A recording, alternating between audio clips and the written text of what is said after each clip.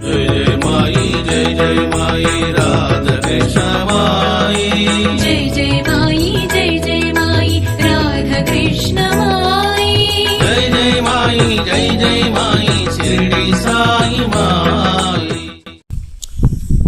श्री सच्चिदानंद सद्गुरु साईनाथ महाराज की जय। जगत माते राधे कृष्ण माई की जय।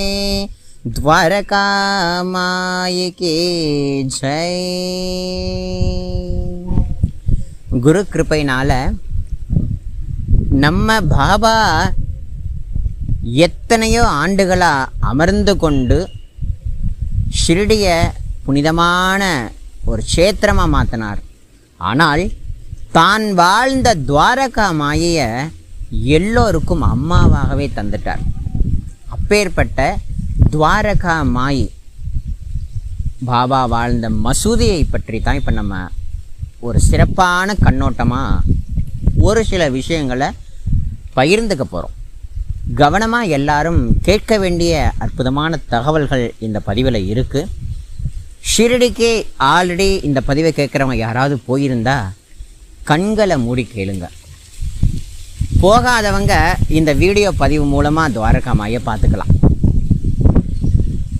நம்மளுடைய பாபா சாதாரணமான ஞானி அல்ல, சத்குருவும் அல்ல. என்னப்பா உலகமே சத்குருன்னு சொல்லுது, நீ ஞானி இல்லை சத்குரு இல்லைங்கிறியே அப்படின்னா, சாட்சாத் பரமாத்மா பரமாத்மா ஈஷ்ய பரமேஸ்வரன் ஸ்ரீமன் நாராயணன் பிரம்மாதி தேவர்கள் வணங்கக்கூடிய பிரம்மஸ்வரூபன், அனைத்திற்கும் அப்பாற்பட்ட இருக்கக்கூடிய தேஜோமயமான ஜோதி ஸ்வரூபன் வாழ்ந்த புனிதமான பூமி நம்மளுடைய ஷிரடி. நம்ம பாபா எத்தனையோ ஆண்டு காலமாக ஷிரடியில் வாழ்ந்ததா நம்ம சச்சரிதத்தில் அநேக நூல்களில் படிச்சிருப்போம். துவாரகா மாயின்னு சொல்கிறோம். நம்ம பாபா ஷிரடிக்கு 1854 வந்ததாகவும், பிறகு காணாமல் போய் 3 வருடம் காலம் கழித்து வந்ததாகவும், அப்போ கண்டோபா கோவிலில் போய் அமர்வதற்கு போகனா அங்கே மகள்சால்வதி உள்ளே விடமாட்டேன்ட்டார். நீ ஒரு முஸ்லீம் அப்படின்ட்டார். பாபா முஸ்லீம் அப்படின்னு சொன்ன பிறகு பாபா எங்கே வந்து தங்கினார்னா ஒரு பாலடைந்து போன மஸ்ஜித்தில்.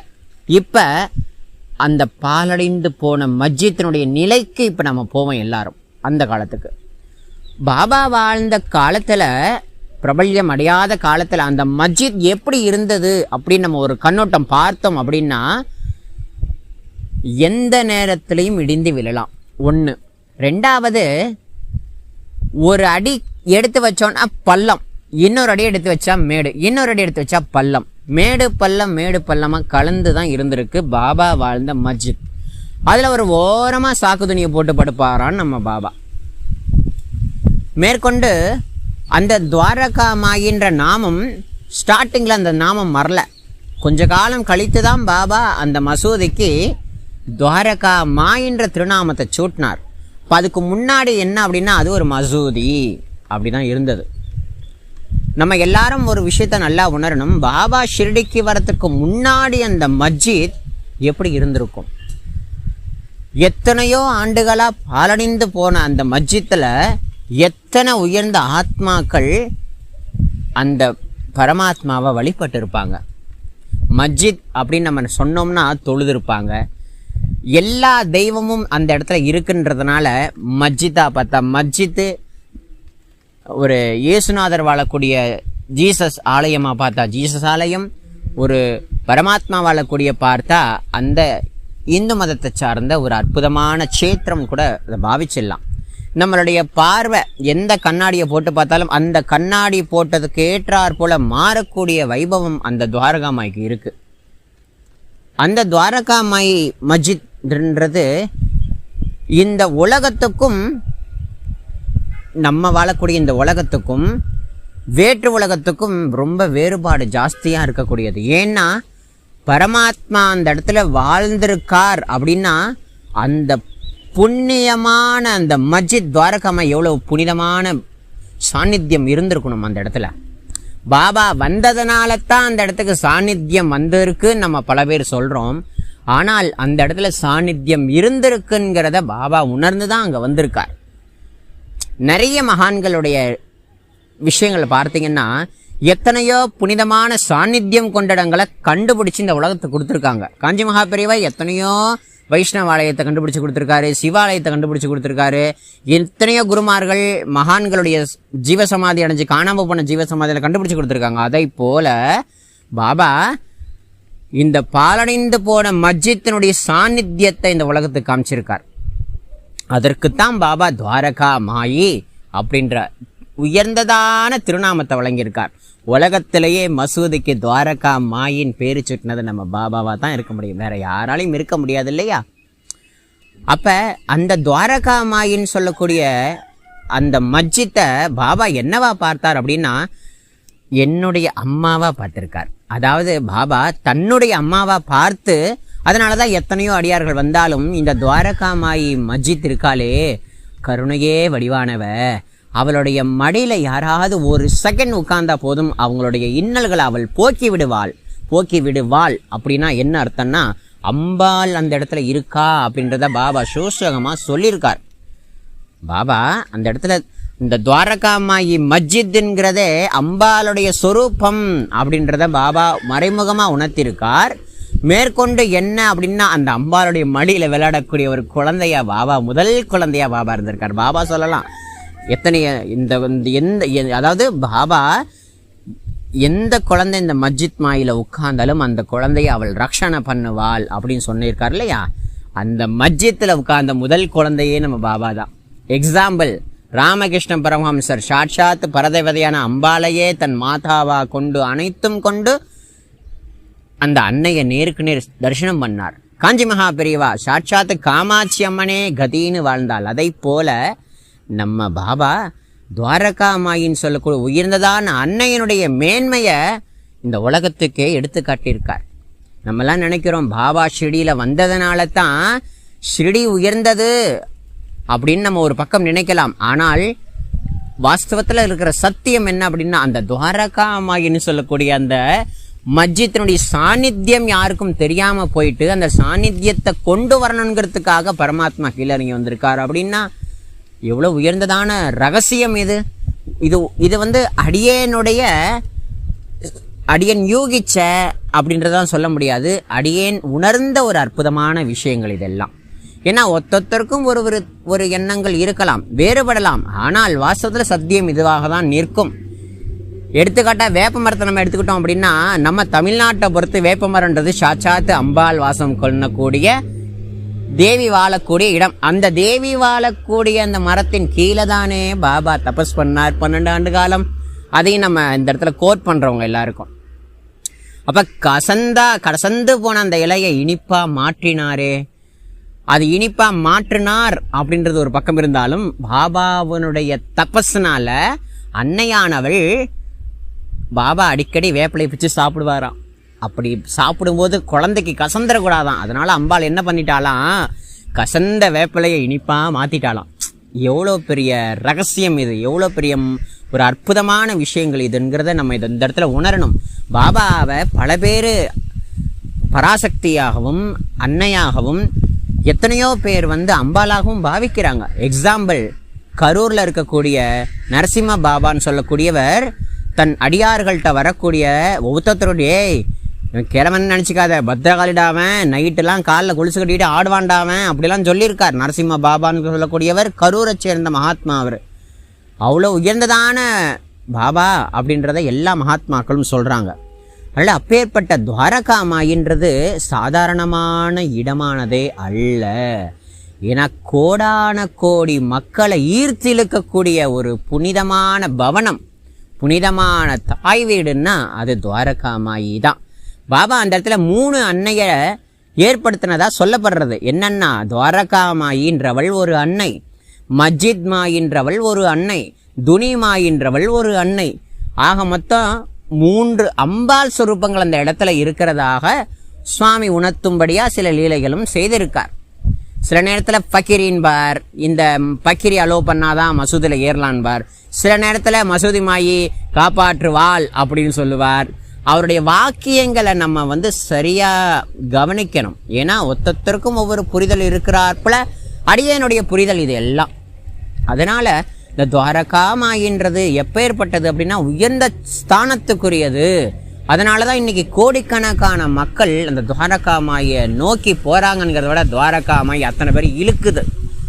பாபா வரத்துக்கு முன்னாடி துவாரகாமாயி அந்த இடத்துல எப்படி இருந்தது, பாபா தன் சொரூபத்தை விட்டதுக்கு அப்புறம் அந்த துவாரகாமாயி எப்படி இருக்குது, இது எல்லாத்தையும் நம்ம கரெக்டா உணரணும். சொரூபத்தோட இல்லாத போது அந்த மஸ்ஜித்தினுடைய நிலை வேற, சுவாமி சொரூபத்தை தாங்கி வந்ததுக்கு அப்புறம் அந்த மசூதியோட நிலை வேற. ஆக மொத்தம் அந்த தாயினுடைய வைபவம், அந்த தாயினுடைய உயர்ந்த கருணைய சுவாமி இந்த உலகத்துக்கு காமிச்சு கொடுத்திருக்கார். சுவாமி அந்த அன்னையினுடைய சொரூபமாகவே மாறி விட்டால் அப்படின்றது தான் சத்தியம்.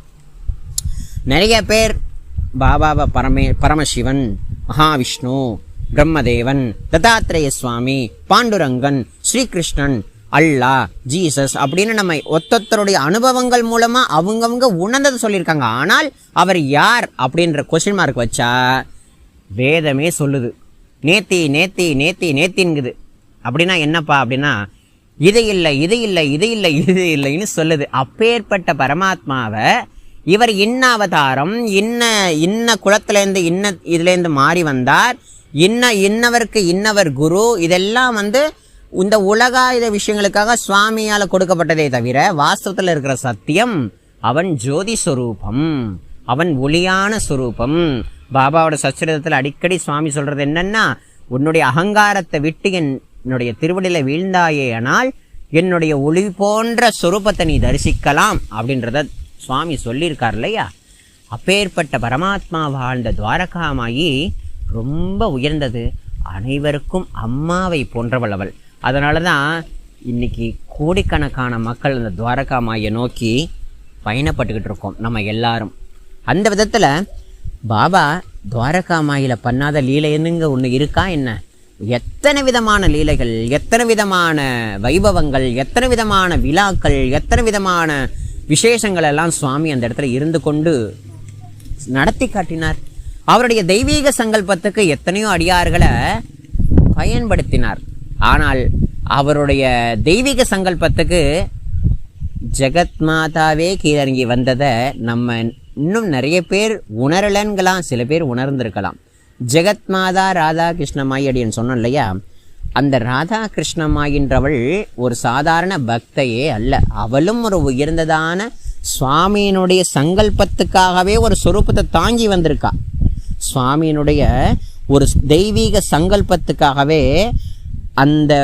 அந்த சொரூபத்தை தாங்கி வந்து கொண்டு சுவாமியினுடைய ஆக்ஞையை ஏற்றுக்கொண்டு 8 வருடத்துல சுவாமிகிட்ட வேலையை செஞ்சு முடிச்சுட்டு எங்கிருந்து வந்தாலும் அங்கேயே போயிட்டாள் அம்மா. பாபா அதை தான் சொன்னார், இந்த பிக்ஷை என்னைக்கு முடியுதோ அன்னைக்கு நீ உலகத்துக்கு போகலாம் அப்படின்ட்டார். இந்த பிக்ஷை நான் கொடுக்கக்கூடிய பிக்ஷை என்னைக்கு உன்னுடைய சாப்பாடு நிற்கிதோ அன்னைக்கு நீ உலகத்துக்கு கிளம்பி போகலாம் அப்படின்ட்டார்னா, அப்போ அந்த அன்னையினுடைய சொரூபத்தையும் நம்ம ஓரளவு பார்க்கணும். அடியார்கள்ங்கிறவங்க அடியார்கள் அல்ல, எல்லாருமே ஒரு விதத்தில் பார்த்தீங்கன்னா ஒரு பரமாத்மா கீழறங்கி வரார் அப்படின்னா தேவர்கள் கூட கீழறங்கி வருவாங்க, அன்னை பராசக்தி கூட கீழறங்கி வருவாள். இப்போ நம்ம ராமாவதாரத்தில் என்னென்ன லீலைகள்லாம் பார்க்குறோம், ஒத்தொத்தரும் ஒரு அவதாரமாக கீழறங்கி வந்து சாதாரண மனுஷங்க மாதிரில சண்டை போட்டுக்கிட்டு இருந்தாங்க.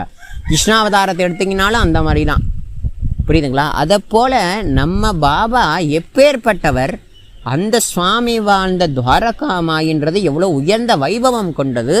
சில பேருக்கு அந்த துவாரகாமாயி வைகுண்டமாகவும், சில பேருக்கு அந்த துவாரகாமாயி கைலாசமாகவும், சில பேருக்கு அந்த துவாரகாமாயி மோட்சத்தின் வாயிலாகவும் காண கிடைக்கிறது. அவங்க உணர்ந்த உணர்வு அது. அதை போல பாபா வாழ்ந்த அந்த துவாரகாமாயிக்குள்ள இருக்கக்கூடிய ஒவ்வொன்றுமே, எக்ஸாம்பிள் சொல்ல போனோம்னா பாபா உட்கார்ந்து அரைச்ச அந்த அரவக்கல்லுடைய சாநித்தியம் ரொம்ப உயர்ந்தது. பாபா தண்ணீர் குடிப்பார்லையே அந்த பானை இன்னும் இருக்கு. அந்த தண்ணீர் குடத்தினுடைய குடத்தை கூட சாநித்தியத்தை கொடுத்துட்டார் பாபா. மேற்கொண்டு பாபா வாழ்ந்த மஸ்ஜித் மாயினுடைய சாநித்தியம், நிம்பாரினுடைய சாநித்தியம், பாபா உட்கார்ந்த அந்த கல் இருக்கு தெரியுமா, பாறை, அதுக்கு எவ்வளவு உயர்ந்த பதவியை சுவாமி கொடுத்துட்டு போயிட்டார். ஒரு கல்லுக்கு எவ்வளவு உயர்ந்த பதவியை கொடுத்துட்டு போயிட்டார் பார்த்தீங்களா இல்லையா? இன்றைய வரைக்கும் அந்த பாபா நம்ம குருநாதர் உட்கார்ந்த அந்த கல்லானது போற்றுதலுக்குரியதா துவாரகாமாயிலேயே இருக்கிறது. அது மேலே பாபாவோட பாதுகாப்பை பிரதிஷ்டை பண்ணி சாவடி ஊர்வலத்துக்கு அந்த இடத்துல சுவாமி எழுந்தருளை பண்ணி தான் சாவடி ஊர்வலத்துக்கு சுவாமியை கொண்டு போகிறாங்க. மேற்கொண்டு என்ன அப்படின்னா, பாபா பயன்படுத்தப்பட்ட அந்த சமையல் அடுப்பு, அந்த அடுப்பு எவ்வளோ உயர்ந்தது, அந்த அடுப்புக்கு முன்னாடி இருக்கக்கூடிய சுவாமி உட்காரக்கூடிய அந்த தூண், சாஞ்சி உட்கார்வாராம் சுவாமி. அந்த தூண் சின்னோண்டு தூணு தான். அந்த தூணுக்கு எவ்வளோ சாநித்தியத்தை சுவாமி உண்டாக்கியிருக்கார். மேற்கொண்டு என்ன அப்படின்னா, அந்த அடுப்புக்கு அந்தாண்ட சைடு பார்த்தீங்கன்னா 2 பாதுகாப்பு பிரதிஷ்டை பண்ணியிருப்பாங்க. அந்த இடத்துல அந்த செவுத்து வேலை நின்றுக்கிட்டு தான் ஒருத்தரையும் என்ன, அதாவது வயல்லாம் நல்லபடியாக முளைச்சிருக்குதா, எல்லாம் நல்லா இருக்கீங்களா, உன் குழந்தை நல்லா இருக்கா, அப்படிலாம் பாபா குசலவசலம் விசாரிப்பாராம். சில சமயங்கள் அந்த இடத்துல நின்றுக்கிட்டு தான் ஆகாசத்தை உத்து நோக்கி பார்த்து கொண்டே இருப்பாராம் நம்ம பாபா. புரியுதுங்களா? அப்பேற்பட்ட வைபவங்கள் நிறைந்தது இந்த துவாரகா மாயி. எத்தனையோ முறைகள் பாபா துவாரகா மாய்க்கு வெளியில தான் துளசி மாடத்தை வச்சார். ஆனால் இப்போ துளசி மாடம் அங்கே இல்லை, இப்போ துவாரகா மாய்க்குள்ளே எடுத்துகிட்டு வந்து அந்த சபா மண்டபத்துக்குள்ளே வச்சிருக்கிறதாவும் நிறைய இடங்கள்ல சொல்லப்பட்டிருக்கு. பாபாவுக்காகவே வந்த ஷியாம் கர்ணா குதிரையும் அந்த இடத்துல எழுந்துள்ள பண்ணப்பட்டிருக்கு. பாபா வந்து சத்கதி கொடுக்கப்பட்ட அந்த புலியினுடைய ஒரு சின்னம், அந்த புலியினுடைய ஒரு சொரூபத்தையும் துவாரகா மாய் மஸ்ஜித்தில் வச்சு அதனுடைய மேன்மையை காட்டியிருக்காங்க. இது அனைத்துமே துவாரகா மாயி அப்படின்னு சொல்லக்கூடிய தெய்வீக சாநித்தியம் கொண்ட இடத்துல தான் நிகழ்ந்திருக்கு. அந்த இடத்துல தான் நம்ம பாபா வாழ்ந்திருக்கார். அப்படின்னா பாபாவுக்கு சாநித்தியம், துவாரகா மாய்க்கு சாநித்தியம் ரெண்டுமே ஒன்று தான், ரெண்டும் வேற வேற கிடையாது. துவாரகா மாயியே பாபா, பாபாவே துவாரகா மாயி, 2 பேருமே ஒன்று தான். வாஸ்தவத்தில் இன்னும் நிறைய அடியார்கள் வந்து பார்த்தீங்கன்னா, ஸ்ரீ ராதாகிருஷ்ண மாயி அன்னை இருக்காங்க இல்லையா அம்மா, அவள் ஆல்ரெடி அடியின் ஜெகத்மாதான்னு உங்களுக்கு சொல்லியிருக்கேன் இல்லையா, அவள் வேறு துவாரகா மாயி வேறு இல்லை, ரெண்டுமே ஒன்று தான் அப்படின்றதாவும் சில அடியார்கள் உணர்ந்திருக்காங்க. அது வந்து நம்ம நிறைய இடங்களில் சொல்லியிருக்கோம். அதனால் இந்த துவாரகா மாயி அம்மா நம்மளுடைய அம்மாவிற்கு சமமானவள். அம்மா என்றைக்குமே ஒரு குழந்தைய வந்து ஒரு அம்மா என்றைக்கும் விரட்டி அடிக்கவே மாட்டா. அதை போல் ஷிரடி அப்படின்னா பாபாவுடைய அந்த துவாரகா மாயி தான் நமக்கு ஞாபகம் வரணும். அந்த துவாரகா மாயி தான் நம்மளுடைய அம்மா. பாபாவும் அம்மா, பாபா வேற, துவாரகா மாயி வேற, வேற வேற கிடையவே கிடையாது. பாபா அப்படின்னா துவாரகா மாயி அந்த இடத்துல நமக்கு ஞாபகம் வருது இல்லையா. பாபா எத்தனையோ கோடிக்கணக்கான அடியார்களுக்கு இன்றைக்கி அந்த விபூதி பிரசாதத்தை கொடுத்துக்கிட்டே இருக்கார் இல்லையா. அந்த உதி அணையாமல் இருக்கே, எவ்வளோ சாநித்தியத்தை அந்த இடத்துல பாபா உருவாக்கிட்டு போயிருக்கார். அப்படின்னா அந்த அன்னை துவாரகா மாயினுடைய சாநித்தியம் எவ்வளோ உயர்ந்தது அப்படின்றத நம்ம உணரணும்.